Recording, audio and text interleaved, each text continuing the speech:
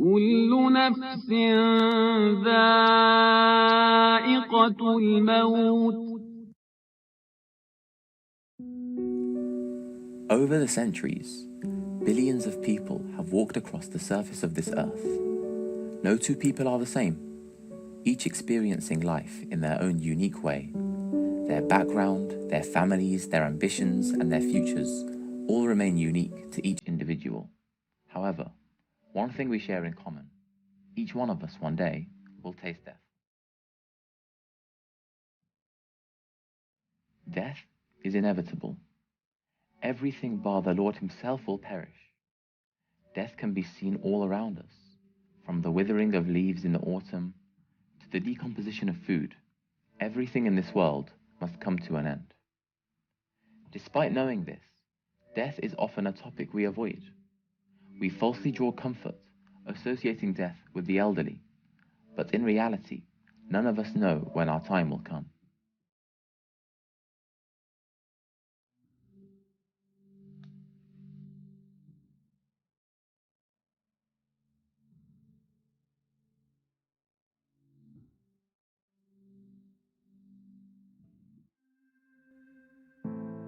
O creatures of Allah, fear Allah and anticipate your death by good actions. Purchase everlasting joy by paying transitory things, pleasures of this world. Get ready for the journey, for you are being driven, and prepare yourselves for death, since it is hovering over you. Be a people who wake up when called, and who know that this world is not their abode. Sermon 64, Nahjul Balagha.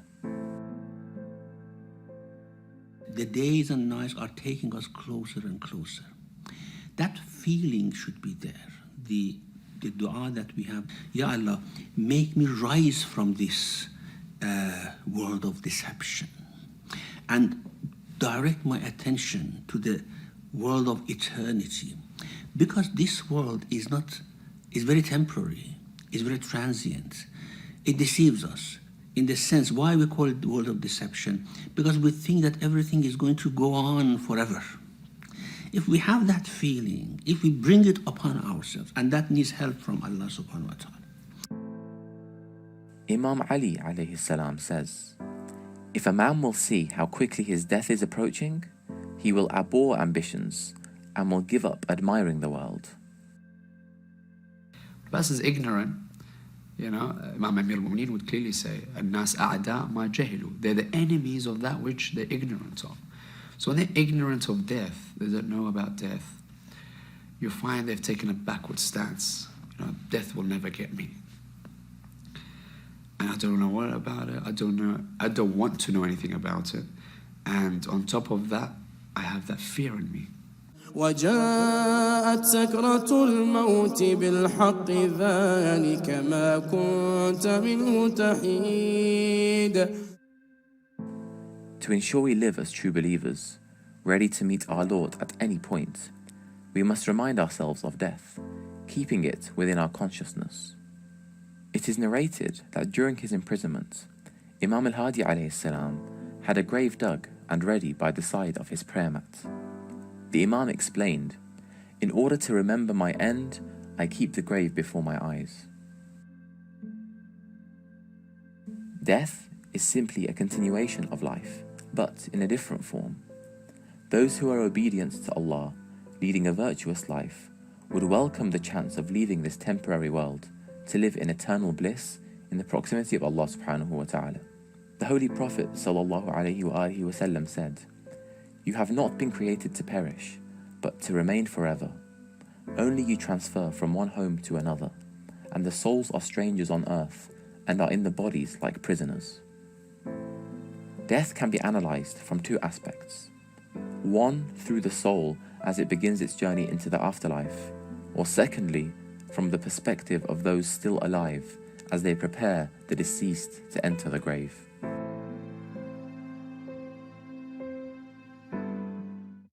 Many of us live life without much awareness of what the future holds, but do we understand the journey the soul is about to embark upon?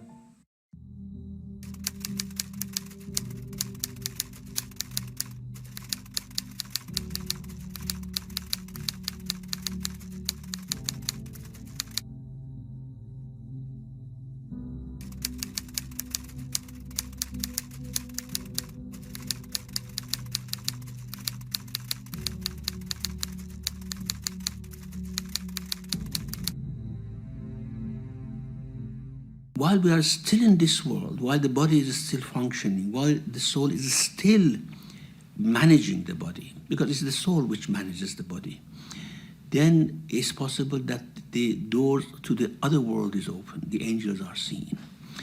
And that moment for us may be just a couple of seconds, a couple of minutes, or a couple of hours, but for the person who is just on the verge of leaving, it may last long.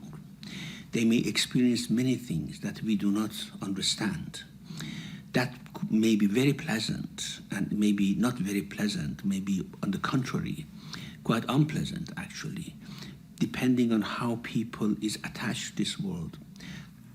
We do hear many times that a person, as we've got closer towards death, that their loved ones would say that I've seen them in a situation where they're preparing, or they will tell us. And we'll find it mainly on the believers. We have many accounts from the ulama, from their families, people that are quite religious, God-fearing. There's many accounts that they would tell, not just by week or by day, but so specific that they would even know the hour of their death. Imam Ali alayhi salam says, "You are the game that death hunts. If you stand still, it will seize you. If you run away, it will overtake you." When we talk about believer and non-believer, of course, we have to be careful we are not talking in terms of a specific faith, all right? I mean, we have people who believe in God, believe in whatever they are doing in terms of their religion. Of course, what we are talking about believers, we are talking about these people. Certainly, believers in Islam have the reception of Prophet, peace be upon him, have higher levels there, not because, of course, they are intrinsically better, because they have followed a better instruction for life. When we talk about disbelievers are categorized in different categories. There are some disbelievers who are really evil, some disbelievers who are not evil, who have been very good, actually, lived a life of a very ethical life. For them, things may be very easy, but not, of course, that sort of reception that the believers receive, taken to Allah subhanahu wa ta'ala, coming back. But it's not harsh. They will be left to live a life of if good, a life of joy and happiness until the day of resurrection comes. If evil, of course, that would be very unpleasant. That would be the most tormenting situation. We have a tradition that suggests Nabi Allah Ibrahim, the angel of death would come and he would ask him, "Are you here to see me, or are you here to extract my soul?" So the angel would reply by saying, "I've come as a qabidh, a person that will extract your soul." He says, "But I see you as a very beautiful man wearing white garments. Your fragrance is very beautiful." He says, "Is that what the believers would see?" And he says, "Yes. A believer would see me approach him." And Ibrahim would say, if a believer would see you coming towards him, he wouldn't fear death. He says, "But how about a disbeliever? Because a disbeliever, will he see you in the same form, or will he see a different form that you will be in?" And the angel would reply by saying, "You cannot handle seeing me in the form that the disbeliever sees."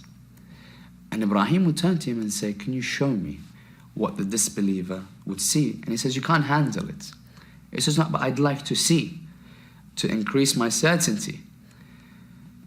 And so he would say to Ibrahim, "Ibrahim, turn your face and then look back towards me, so I may change my form." And the tradition says Ibrahim would turn away for moments and he'd look back towards the angel of death. When he turns back towards the angel of death, he faints from what he sees. And the tradition goes on to say that he saw a man that was charcoaled from fire, being very difficult to look at, with teeth that were quite frightening. Fire surrounded him. Fire would be coming out of his ears, his nostrils. It had such a horrific scene to Ibrahim that he fainted. And when he wakes up, the interesting thing that he mentions, he says, "O angel of death, if Allah doesn't have a punishment and reward system for his believers and disbelievers. It's enough for a disbeliever that he sees the angel coming towards him as punishment. So you can imagine what Ibrahim saw at that very moment, and you have to understand that was just seeing him, not feeling the pain and punishment that is associated with the extraction of the soul once that angel comes. الذين تتوفاهم الملائكة طيبين يقولون سلام عليكم ادخلوا الجنة بما كنتم تعملون. Those people that have the extraction process to be a lot easier than others, give the example of a person smelling a flower, so a beautiful scent that they would smell, and then their souls will be extracted. Others, you'll find, suggest that because of a believer finding this world to be a jail for them, that it's a release from the chains that they're in. So leaving this world is like breaking free of chains to the hereafter, and that's their main understanding and experience of the soul leaving their body. Others would say it's like taking dirty clothes off and putting on new clothes that are clean, that are beautiful, that are fragrant. And then there are those that we have traditions suggesting that have it quite painful during this process of the soul extraction. Of the traditions that we have suggests the pain, examples of the pain would be if you were to imagine a person having nail clippers made of fire, and to be in every single part of that body simultaneously until that soul is extracted. Others would suggest that it's as if it's a whip made of fire, continuously lashing you until your soul is extracted. In many narrations we have that the soul of the believer, as soon as is taken by the angel of death, there are angels which receive him or her with respect. So to speak, they just lay a red carpet before the soul to enter the realm of Malakut. And then they take the soul up to the presence of Allah subhanahu wa ta'ala. Allah greets him. Of course, these are all metaphorical. We shouldn't take it as literal. So Allah greets him. There's no pleasure more than this. Nothing that could be experienced in this world. Nothing that could be explained. The pleasure of the soul when they leave. We are talking about a believer, of course. And then when they go there, Allah greets them, and then the angels are told, take him back, lay him in his place until the day comes that when they are all resurrected again and come back to me.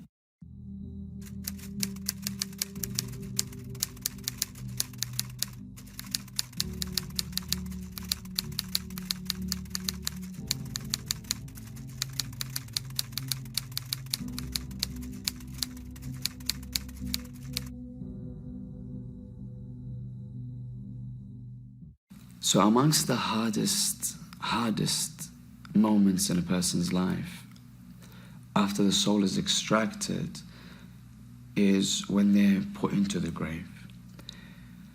When a person is put into the grave, Imam Zain al-Abidin describes it by saying it's as if you come from the highest mountain towards the deepest area of the ground. So you can imagine such a massive impact on the life of a human being, and indeed their soul. So much to say that wahsha that they have, as we refer to, one of the things that Sayyidah Fatima would say to Imam Ali ibn Abi Talib is that when you bury me in the night, stay with me. Read Quran, be next to my grave. For that's the hardest time for a person that's buried. We find in our traditions that a person should pray Salatul Wahsha for that individual that's just being buried to help them during that difficult time before the questioning in the grave occurs. So that wahsha is that period between when a person's buried and until Munkar and Nakir would come and they will begin to question that individual. That sense of being alone, being by yourself, not having anyone by your side, being in that dark grave. The only thing by your side is your a'mal, basically. The Holy Prophet Muhammad ﷺ says, "Death is the last stage in this world, but is the first stage in the various stages of the hereafter."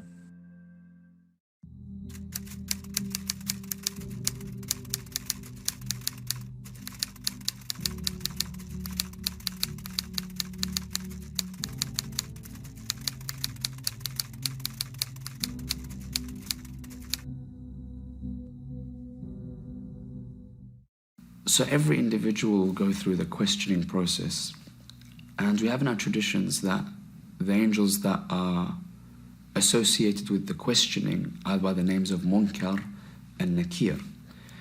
And they will ask you first and foremost, who is your Lord? And see what your reply would be. Secondly, they'll ask you who your prophet is. Who do you follow? Whether you'd be a Christian, whether you'd be a Jew, you'd have to reply by saying, I follow this particular prophet. The third is, what's your religion? What religion do you follow? Number 4 is, what is your book? So what text do you hold on to from Allah subhanahu wa ta'ala and you live your life by? And number 5, who is your imam? That's why we have the traditions. If a person would die and not know the imam of his time, he would die the death of an infidel. We can look at it from 2 different aspects. One is that these angels have come to interrogate us, which of course has no meaning. It's senseless that angels come interrogating us for it. The other is that they have come to help us to realize what depth of knowledge we have earned in this life about Allah, about His book, message, about ourselves. And then according to that, they categorize us. They put us in our place. Before that, before these angels come and question, which are called Nakir and Munkar or Bashir and Mubashir, the same thing. They are the same angels, but for some, they look like bringing good news. Why? Because when they bring up the depth of their understanding, it's all joyful, it's joyous. They are delighted by what they see, that the meaning of things that they were actually believing in this world, how it transpires there in that world, they are delighted. That's why these angels, for them, are called Bashir and Mubashir, the one who gives the good news. For others, the angels are Nakir and Munkar, because whatever they say, whatever they want to bring to the understanding of the person in that world, they cannot understand it. They are quite strangers to it. There's nothing familiar for them.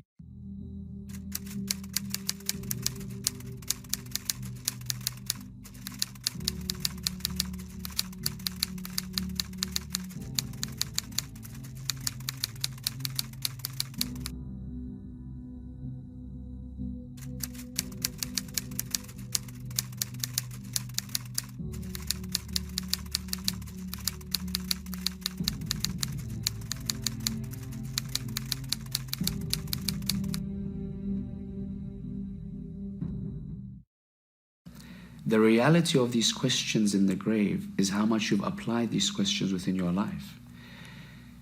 If you, for example, know that Allah is your Lord, but your entire life have worshipped, let's say, wealth, then you won't be able to reply to Munkar and Nakir. If you've known that you've followed Rasulullah, you've followed the religion of Islam, Quran is your book, Ali is your Imam, but you haven't followed in their footsteps, you haven't learned from the Quran, you haven't applied that to your life, you won't be able to reply to Munkar and Nakir. So it's not just solely that I need to understand, in a text perspective or a memorization perspective, rather more of an application perspective towards my life.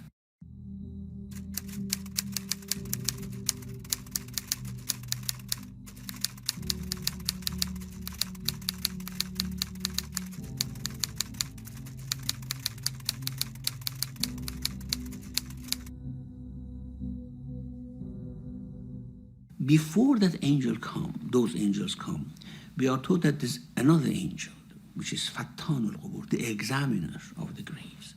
This angel's duty is to somehow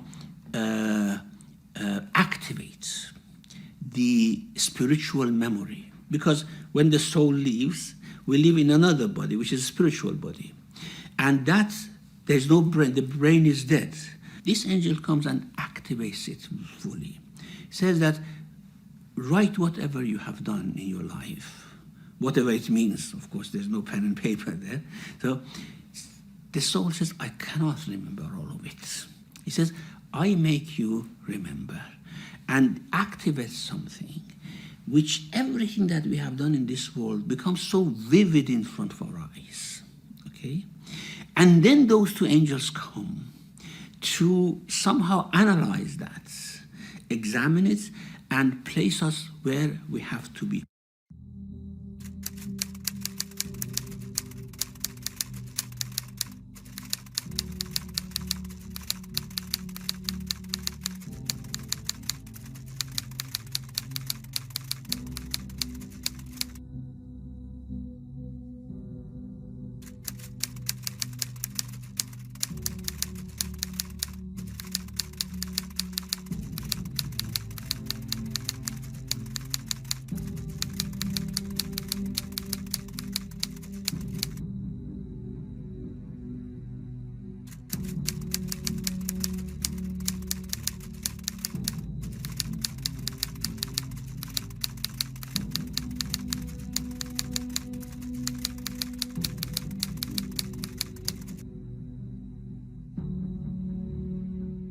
The squeezing of the grave is a purifying process.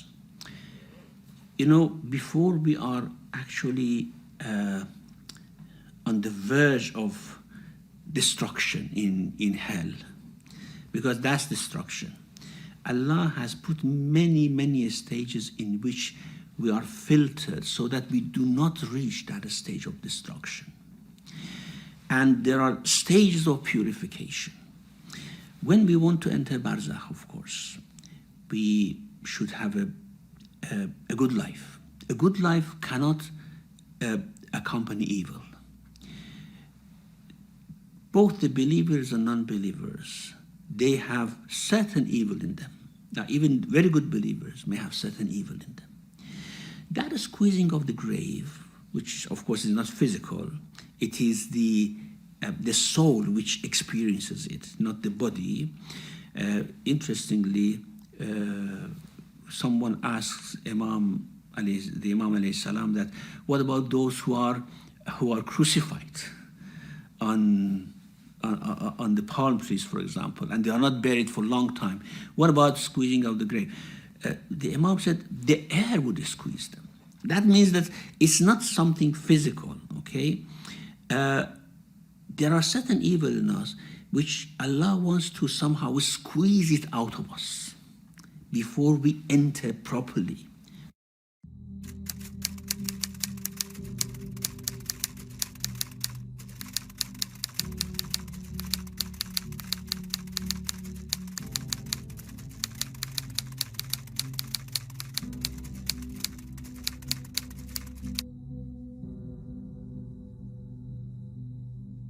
For some, it is non-existence because they didn't have any evil in them.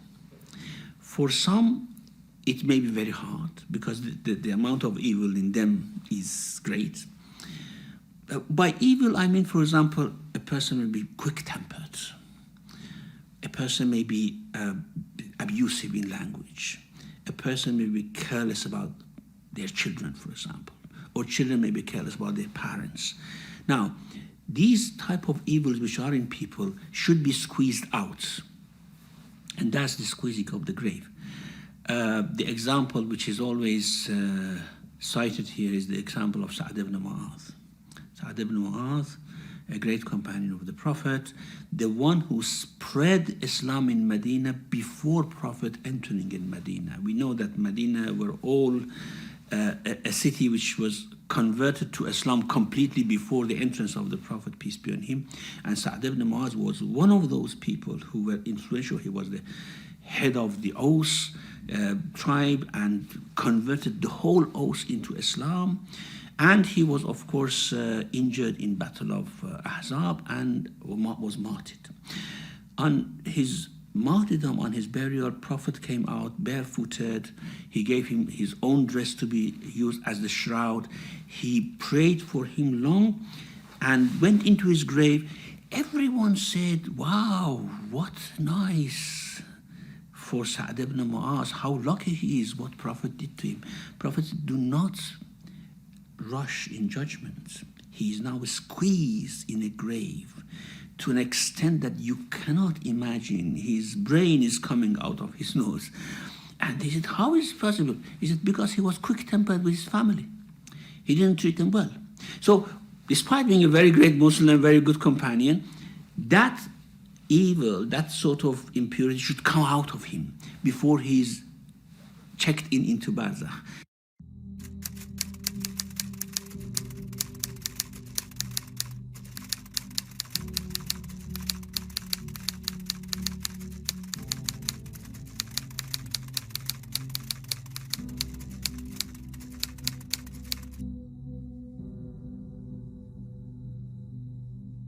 Amongst our traditions would suggest very interestingly, the first would come forth and say that if a person was to recite every Friday Surah An-Nisa, every Friday Allah will safeguard him from the squeeze of the grave. Another tradition would say if you were in your salat to recite chapter 68 of the Holy Quran, Surah Al-Qalam, that Allah will safeguard you from this squeeze of the grave. And another tradition would suggest if you were to be up in Salatul Layl, that Salatul Layl is one of the things that Allah has bestowed upon us of beauty. And amongst the rewards that we gain from this is that He safeguards us from that squeeze within the grave. So these are the different things that we can apply to our life if we fear for ourselves from this squeeze of the grave.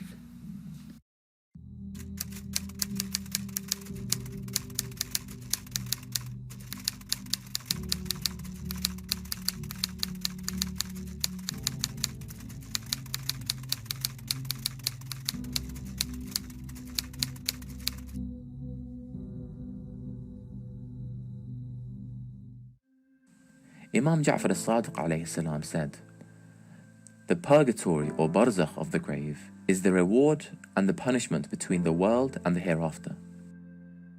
Barzakh is one of these beautiful, beautiful realms between this world and the hereafter. So you understand, when a person dies, there's a long time between death and resurrection. So that period between death, when a soul is extracted, until the hereafter, that period is known as barzakh. Now barzakh, many people have asked the question, is it in the heavens? Because it's your soul at the end of the day that's in barzakh, not your human body. Is it in the heavens? Is it under the earth? Well, the traditions would suggest no, it's in the exact same plane that you and I are in. That they're on earth, but they are veiled from us. That's where barzakh comes into perspective. مرج البحرين يلتقيان بينهما برزخ لا يبغيان فبأي آلاء ربكما تكذبان. There's a veil that you do not see between you and them.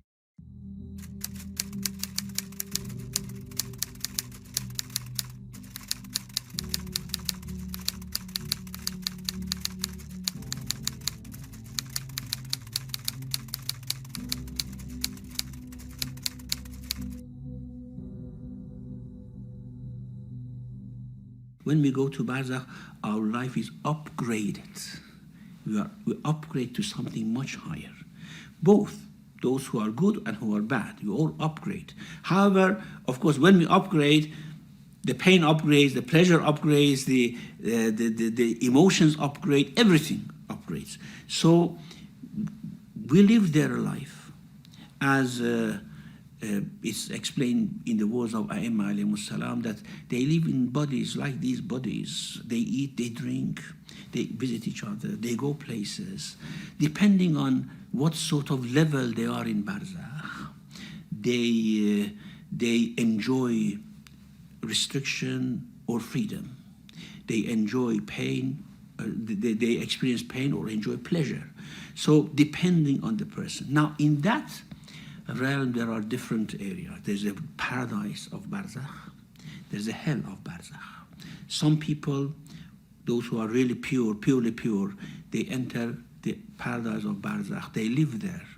And some enter the hell of barzakh. And after that, they directly go to the hell of the hereafter. However, majority of the people live not in that paradise or in that hell. It's something in between. They may have windows to that paradise or windows to that hell, depending on whether they are good or evil. They may have tormenting experiences or elating experiences until comes the judgment day. Their judgment is postponed until the day of judgment. For 99% of the people, it's like that. But within barzakh, you can also find that someone that, like we said, is a believer, there could be some sins that you need to still be accountable for, even within barzakh. So you'll find they'll be in a garden of heaven, but they may have a particular action that they still need to be punished for. So during that day that they have within barzakh, they still may be in one way or another punished in a specific time frame for that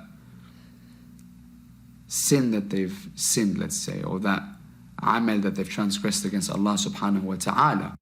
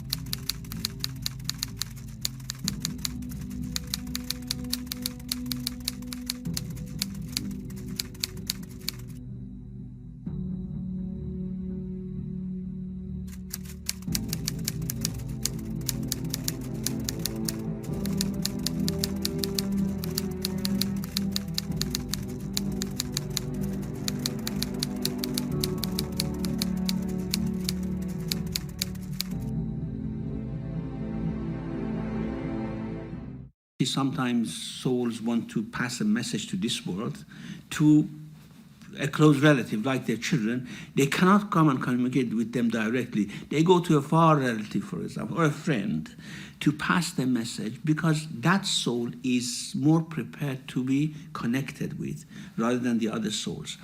So not with everyone that they like, not at any time that they like.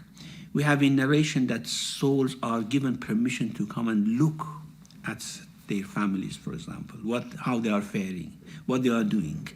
And this may happen once a week, this may happen once a month, once a day, once a year, depending on the strength of the soul, the freedom that they enjoy there in barzakh. The higher the status of a person, the more freedom they enjoy. But the beauty about the believer soul is the angel will only show you that which yusirruka, or yusirru nafsika, meaning makes you happy. So he won't show you anything that displeases your soul because you're a believer. And on the flip side, for a disbeliever, when he was to see his family, he will see his family performing deeds which hurt them. So he'll see his family doing sins, committing things of oppression against Allah subhanahu wa ta'ala, doing actions which would not make him happy nor proud of how his children are, how his family is.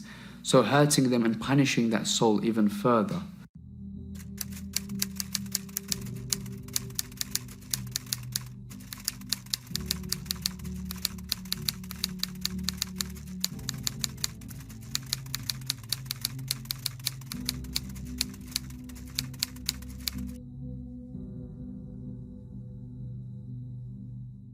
Many times we'd learn from them in the dream.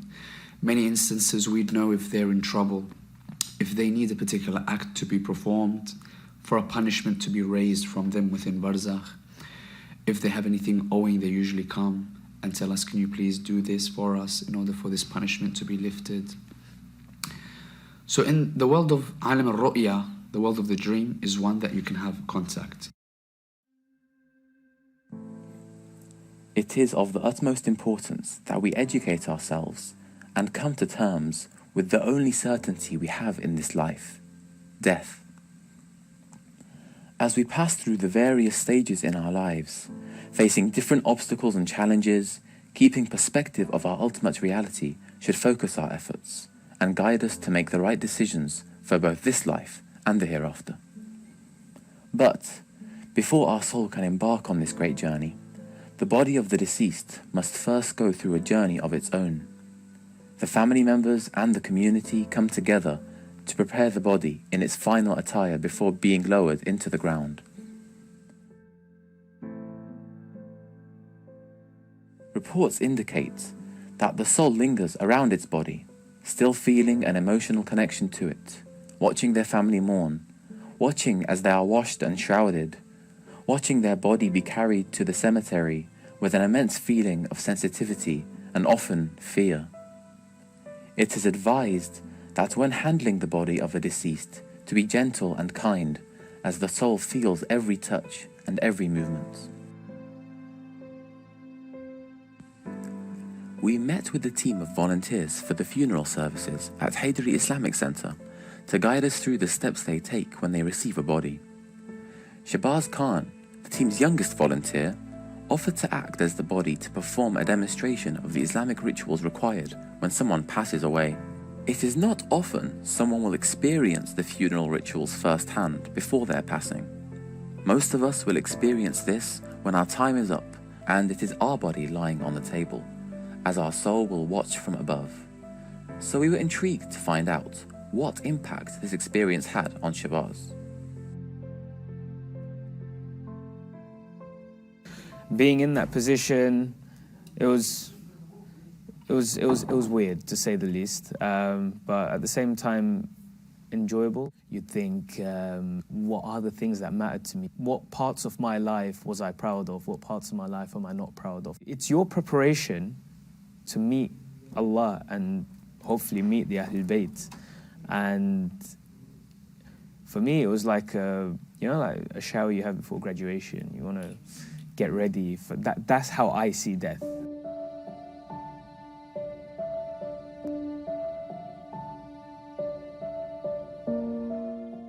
It's scary because everyone has to face it and you're leaving this dunya for the next one. But it's nice knowing that the people that are going to prepare you for that know what they're doing.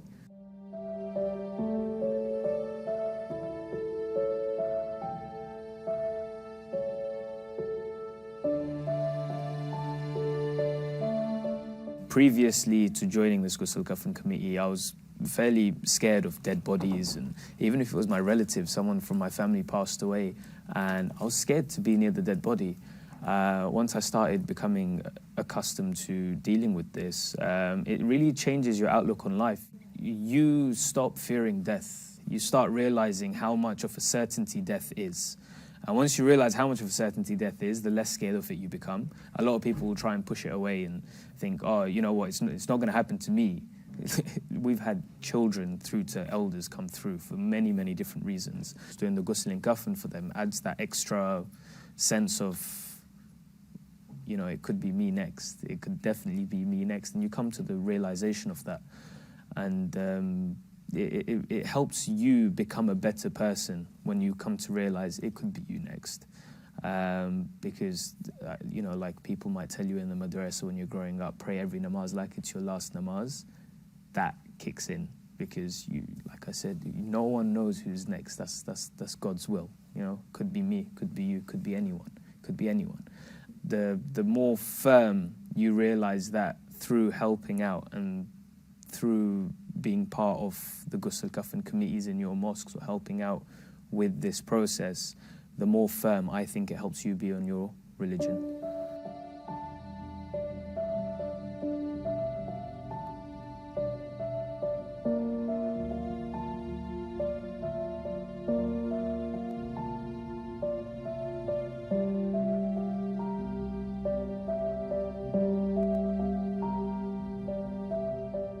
Throughout the centuries, every man to walk this earth be they rich or poor, educated or not. The only certainty is death. Understandably so, it is a concept most of us fear. The unfamiliarity and the ambiguity is scary. However, we must understand this world is not our final abode, and if we want to continue our journey into the hereafter to be one of joy and comfort, blessed with the presence of the 14 infallibles, we must use our time in this world to prepare and be ready to meet our Lord.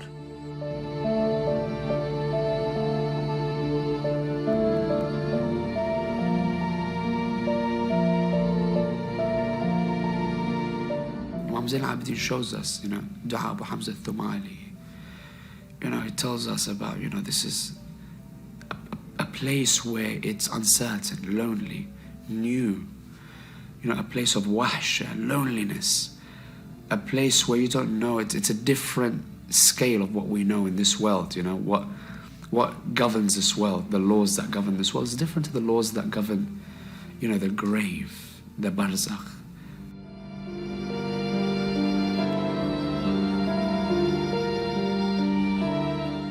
Involving ourselves with the death committees of our local communities will aid us in coming to terms with the reality of this life, in recognizing the fragility of this world and accepting our inevitable destiny.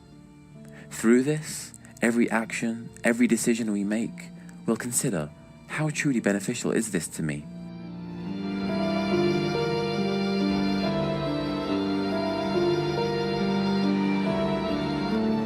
And people who forget death, who do not want to think about it, who just want to somehow throw it behind and say it comes one day, are living in illusion.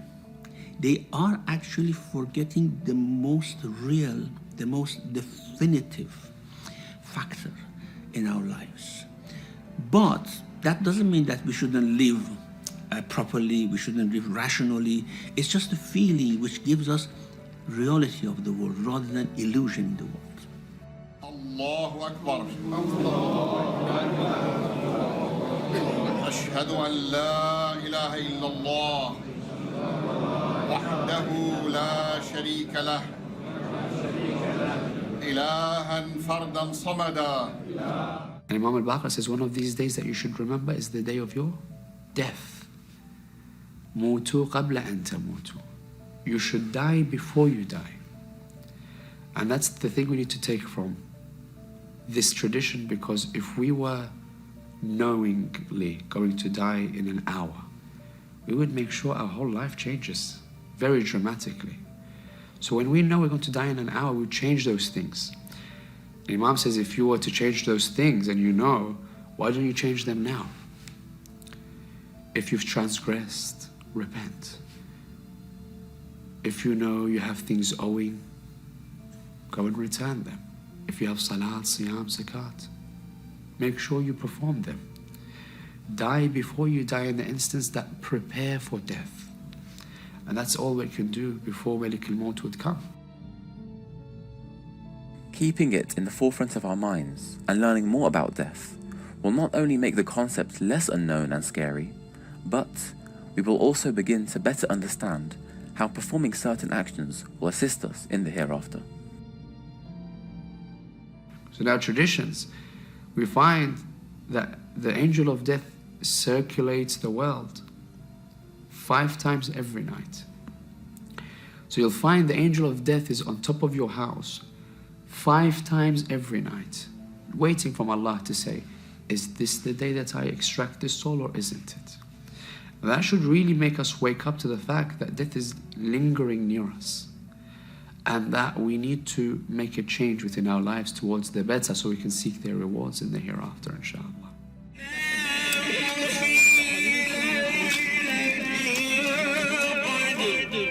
Alone in our graves, our deeds and a'mals will be the only thing to provide us with comfort and support, while holding on to the wilayah of the Ahlul Bayt alayhimus salam will act as our guide through the next world.